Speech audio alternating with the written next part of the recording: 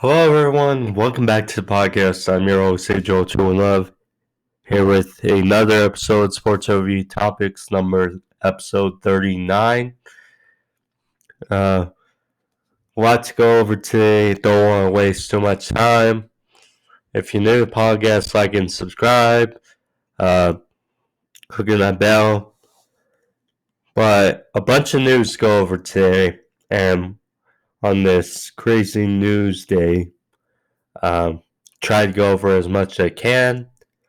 But first, I want to start off with the biggest news of the day, and that is Drew Brees officially calling it a career, retiring after 20 seasons in the NFL. Was drafted by the Chargers, 32nd overall in 2001. Played 5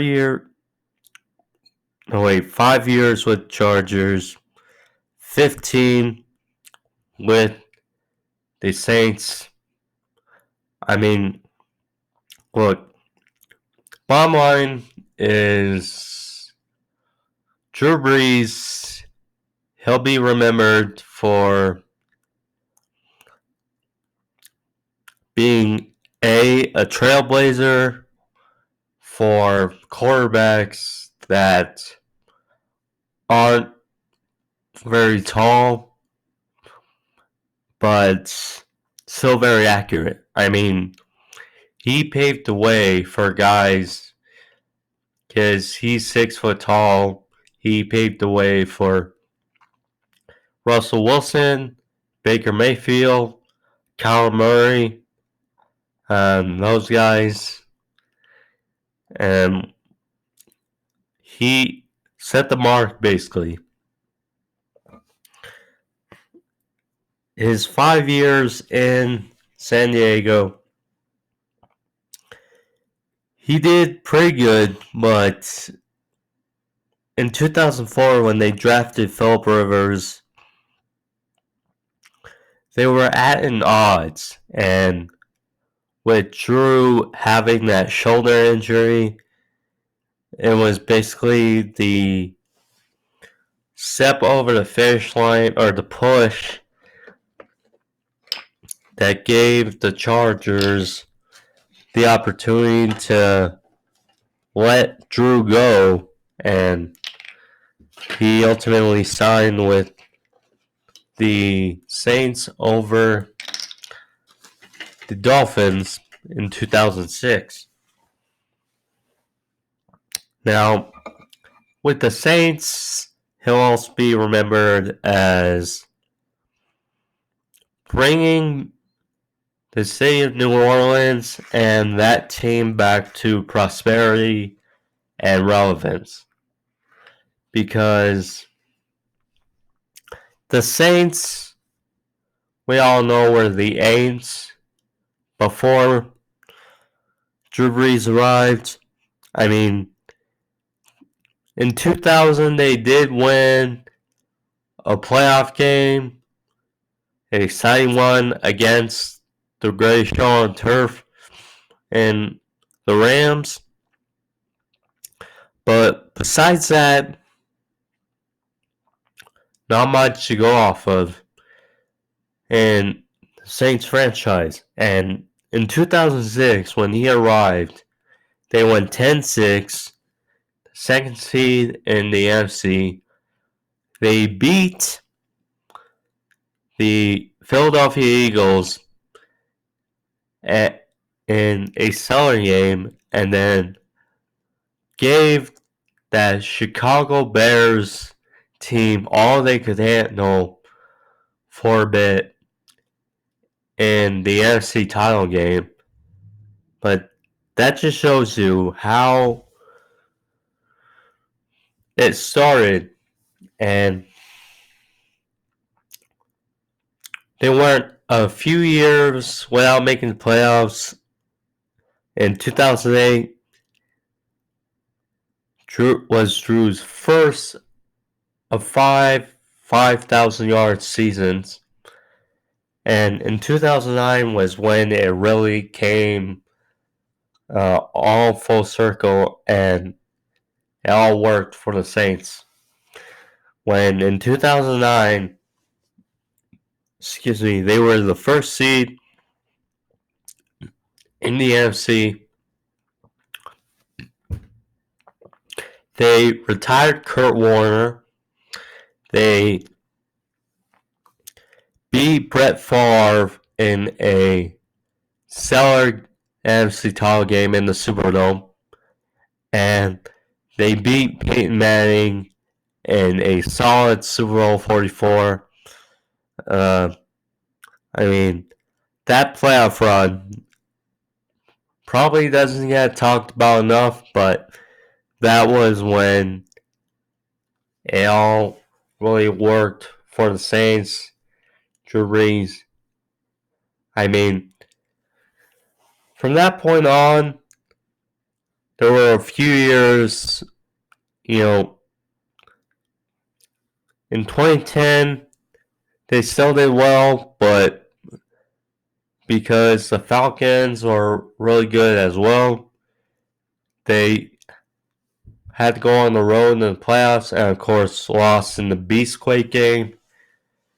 And the following year, they lost in that stellar game in San Fran to the 49ers. And then they had a couple years. He had 3 straight 5,000-yard seasons from 2011 to 2013. Stellar for Drew. And then 2014 through 2016, it was weird years because they went 3 straight 7-9 seasons. He was still on point. In 2016 was his last 5,000-yard season.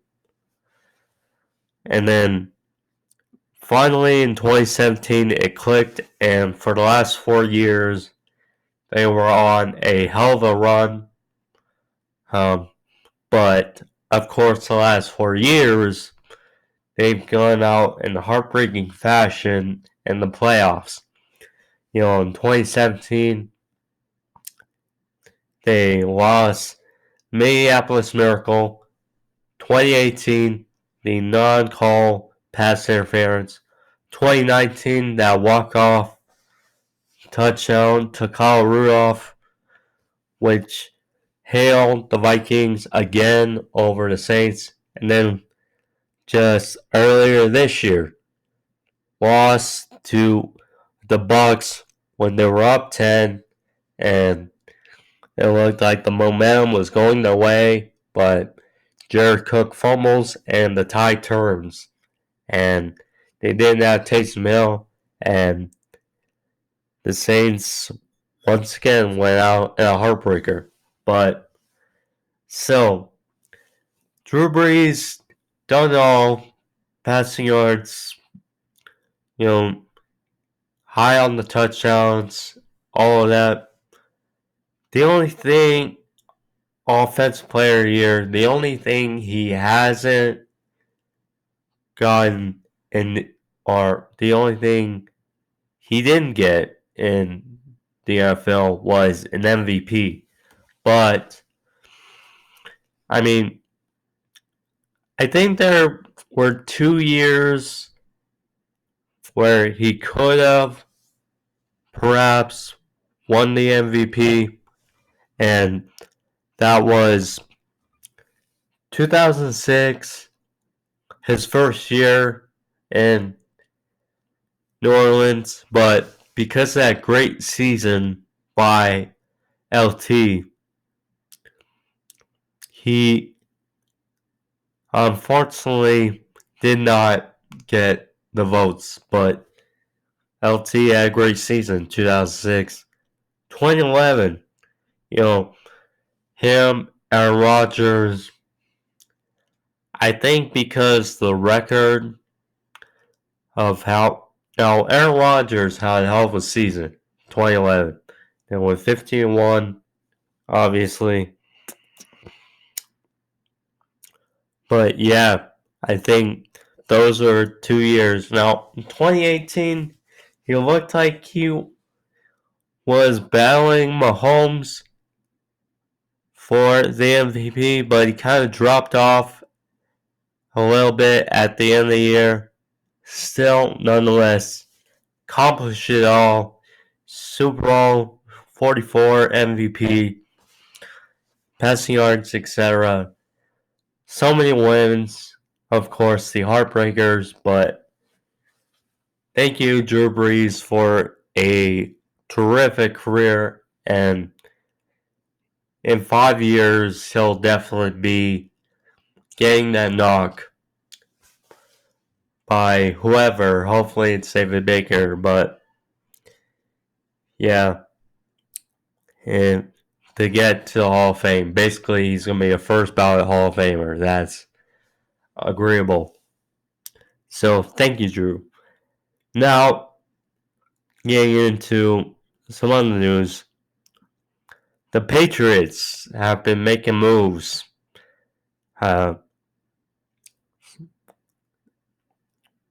First off, they re-signed Cam Newton to a 1-year, $14 million deal. Now, it's originally like $5 million, and there's like $9 million in incentives. So it's almost the same deal as it was last year, but a few more bit more money. Now, Cam Newton last year, I mean, for those who know me and those who've watched the podcast, I was a critic of Cam Newton coming to the Patriots because of his throwing style, because of his playing style, his mechanics. Now, the first couple weeks, I was kind of on board. I mean, his game against Dolphins to open up the year, his game against Seattle on Sunday night, his game against the Raiders, I mean, he did well.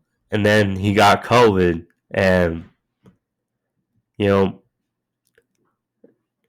took a while for him to really return, but he came back and he did okay.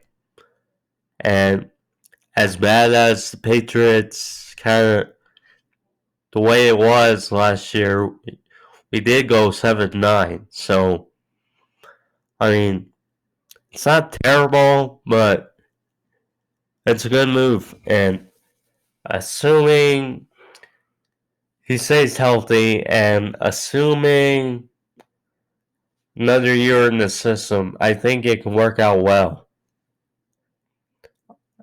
One reason I think it can work out well is the next move. The Patriots signed tight end Jonnu Smith to a 4-year, $50 million contract. Heck of a move for the Patriots. Signing Jonnu Smith. Haven't really had a solid tight end since Gronk left. Now, have a solid tight end now. This is a good signing. He's only 25.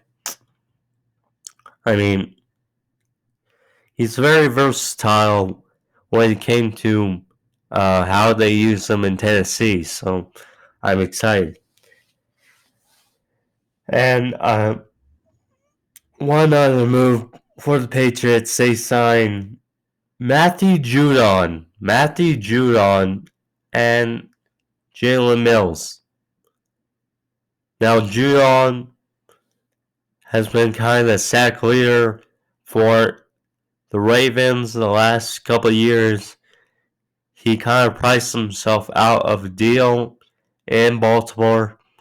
Now he's in New England, and he adds to a pass rush that has been kind of so the last few years. And Jalen Mills, he adds to a stellar secondary. But what I think this move means is, I hope I'm wrong, but I think it likely means that either J.C. Jackson or Stephon Gilmore will not be there on the team next season. That's kind of what I'm getting the vibe from. So, then sticking with the Patriots, so Joe Thuney, our best lineman for the last couple of years, well, one of our best linemen for the last couple of years. We franchise tagged him last year, but he signed to the Chiefs, 5 years, $80 million. John Johnson, he signed with the Browns, 3 years, $37.5 million. Aaron Jones, he signed an extension with the Packers, 4 years, $48 million. Ties him as the 6th highest paid running back with Joe Mixon. Now that's yearly average salary, $12 million per year. But I mean, he's talented and he's versatile. I'm not so sure about $12 million, but I mean, when it always comes to the market, it seems like someone always gets, or most people get paid more kind of than what you think. So, Kevin Zeitler, who was released by the Giants, signed with the Ravens. I think he can kind of fill in that spot for how when Marshall Yonda retired after the 2019 season, I think he can really fill in that role at right guard. I mean, they've used DJ Fluker and then until Stanley got injured, and then they moved them to right tackle, and then switched Orlando Brown to left tackle. We'll have to see about his status, but interesting move. There's other moves that I want to get into, but that's the most key moves. Also, Tom Brady signed an extension, a 1-year extension, putting him through the 2022 season, fulfilling his role of him wanting to play till he's 45. So that's an interesting move. And Shaq Barrett. Shaq Barrett re-signed with the Buccaneers. 4 years, $72 million. That Brady extension allowed them to open up some cap. And they re-signed Shaq Barrett, $18 million per year, average salary. Now, they franchise tagged Godwin. They re-signed Levante David and Shaq Barrett. Now they just have to re-sign Gronk and Antonio Brown and Ndamukong Suh. That's basically it for the free agents. But,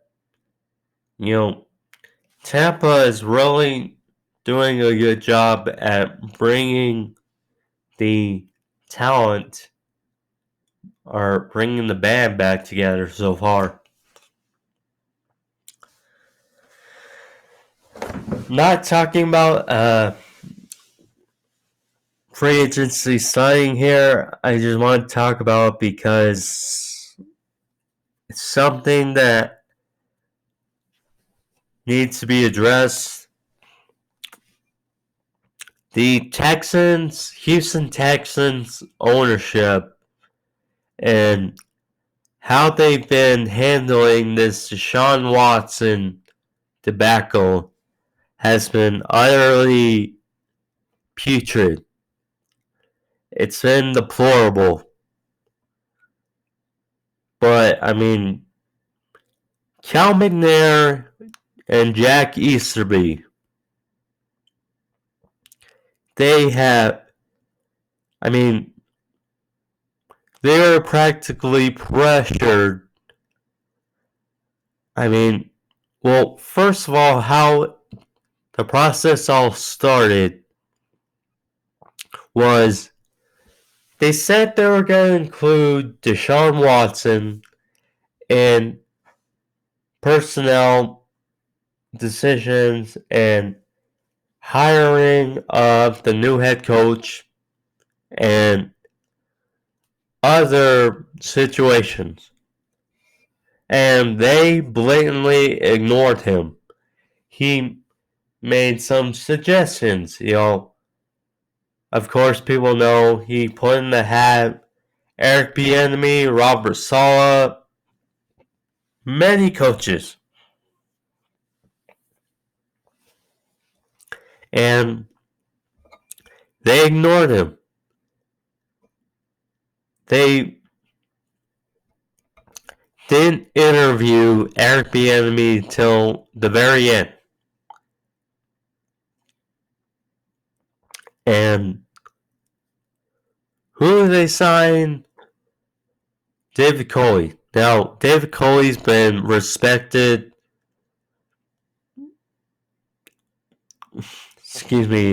a coach in the NFL, been with Baltimore for many years. They signed him. And so, kind of felt pressured to do that. So then, David Culley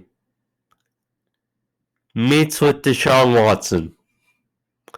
And Deshaun Watson tells David Culley blatantly that,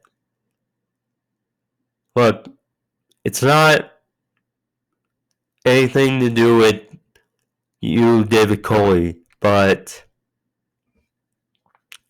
he doesn't want to play for the Texans again. So that happens. And then they have coming there and Jack Easterby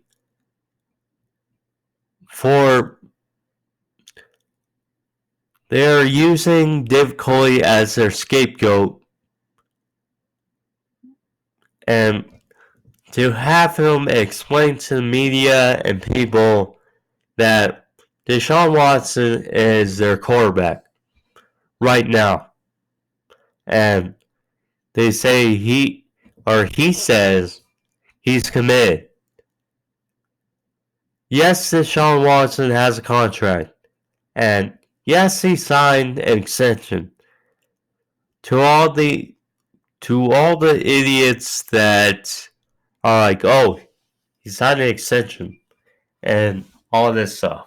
Well, before then, so they traded away, or Bill O'Brien and Cal McNair was okay with it, seemingly, that Bill O'Brien traded away DeAndre Hopkins for nothing.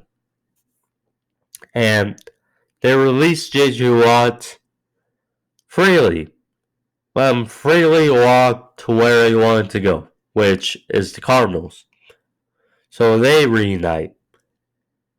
They trade away, okay, saying the last couple moves by the Texans, last couple days, they trade Narek McKinney for Shaq Lawson. They acquired Marcus Cannon in a trade from the Patriots. I mean, it's like okay, but it just feels dysfunctional in Houston Texans, and I feel bad for Nick Caserio. I mean, he was with the Patriots and for many years, and he got his opportunity in Houston, but it's been terrible. And for this to be put on his plate that a star QB, one of the best QBs in the league, is disgruntled and he doesn't want to be there because the toxic environment there in Houston. And I mean, good that Caserio got his opportunity, but it's unfortunate that it's this environment that he's in right now. And it's just unfortunate what the Texans have been doing, and I wanted to get that off my chest. It was just unfortunate to what it's become. But speaking of Texas, though, so some news on the Major League Baseball season. It's gonna continue again or ramp up again the next season in a couple weeks. But the Texas Rangers, in a report, are expected to have full capacity for opening day, their first game, which should be interesting because they opened up Texas again, and I mean, should be interesting because, with this linear process or progression going with the pandemic, and I'm getting a little off topic because it's not really to do with sports, but still, it's good that this linear progression is going, and if all things continue to go right and go upward direction, then that's good news, and we're getting closer and closer to normalcy. Now, the last thing I want to talk about today was with all the moves that have been going around, that I wanted to make my mock draft, my second mock draft of the NFL draft 2021 2.0. So excuse me one sec.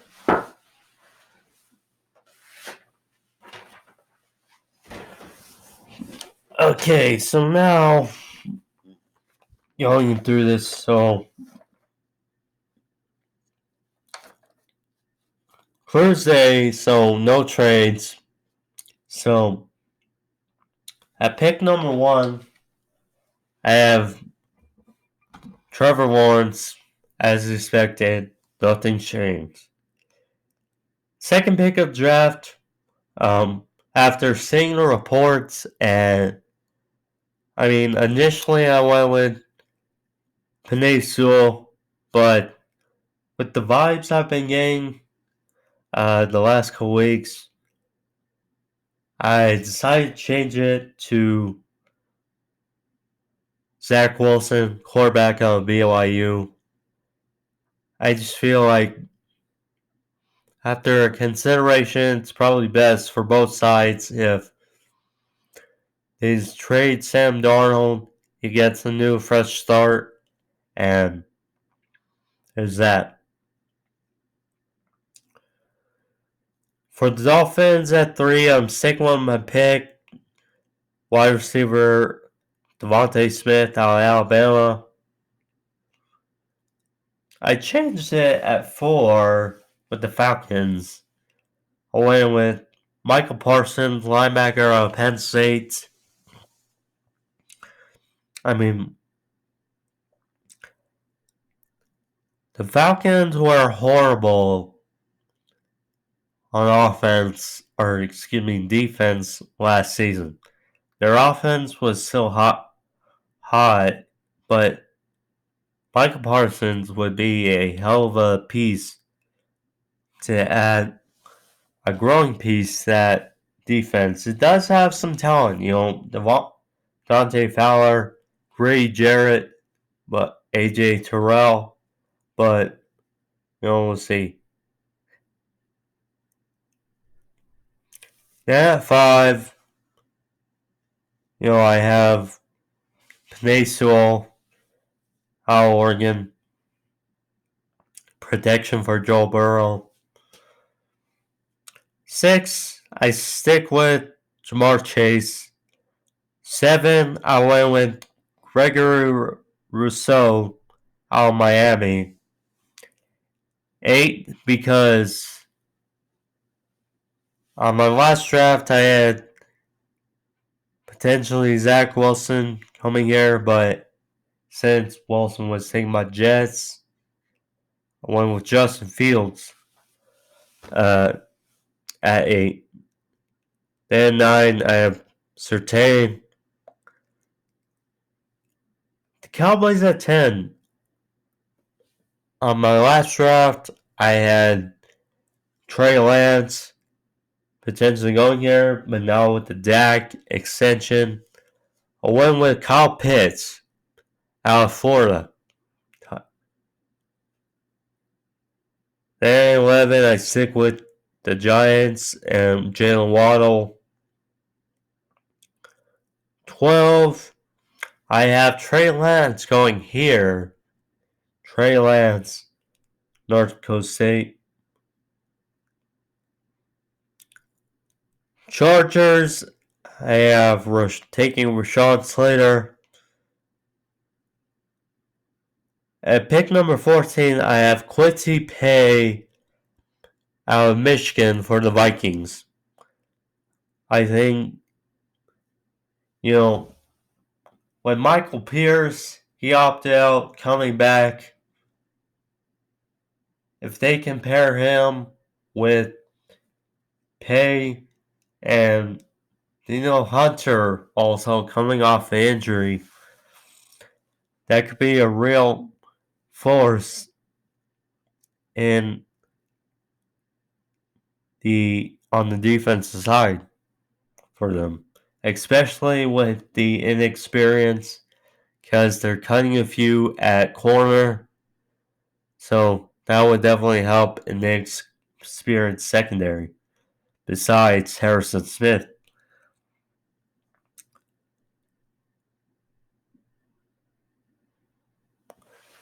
I may have to change this because of the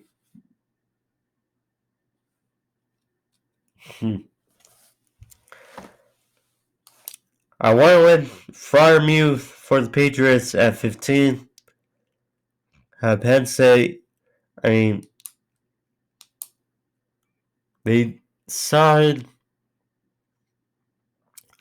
drafted Keene and Asias last year, but they just signed John Smith, so that's probably not likely, but we'll see. So in Cardinals at 16, I have taking Elijah Vera Tucker out of USC. Helps support Kyler Murray. 17, I have the Raiders taking Jeremiah Owusu-Koramoah out of Notre Dame. 18, White Davis going to the Dolphins. 19, Washington football team, wide receiver Rondale Moore out of Purdue. 20, I have Mac Jones going here. I mean, look, it seems like they're in the market to try to get Russell Wilson or Deshaun Watson. But from what I've been hearing, if they don't get either one of those two, I think it's likely that they get Mac Jones out of Alabama at this spot. This seems like a fair spot as where Mac Jones will go. So we have the Colts taking Caleb Farley out of Virginia Tech, corner. Then at 22, the Titans. I have them taking Rashad Bateman out of Minnesota, wide receiver. Interesting move. I mean, they have A.J. Brown, but they let go of Adam Humphries, and they lost Jonnu Smith, and they may lose Corey Davis in free agency. That would be a nice punch to add to A.J. Brown and the running attack of Derrick Henry on offense.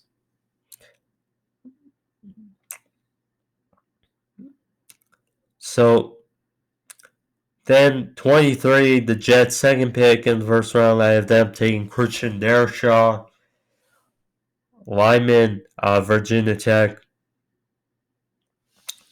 Then at 24, this may be controversial, but I have the Steelers taking Kyle Trask out of Florida.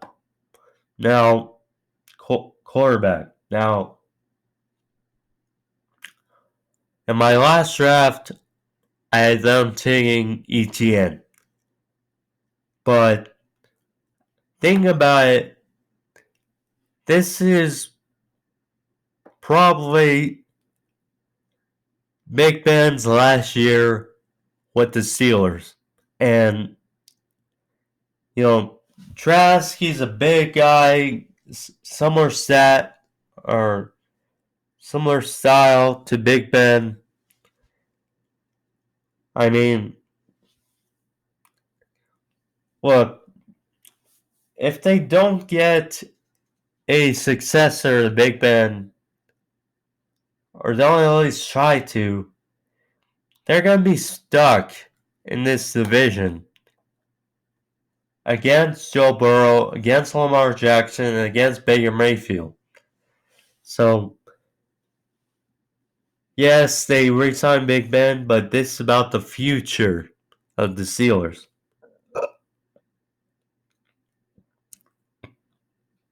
Excuse me. So the Jags' second pick of the first round, they take Trey Smith out of Tennessee,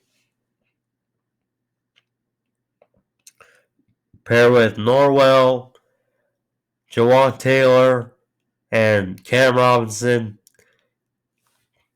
to help protect Trevor Lawrence. Then at 26, the Browns, they take Nick Bolton, linebacker out of Missouri. The Ravens, I still have them taking Justin Ross out of Clemson, wide receiver. 28, Saints. Interesting.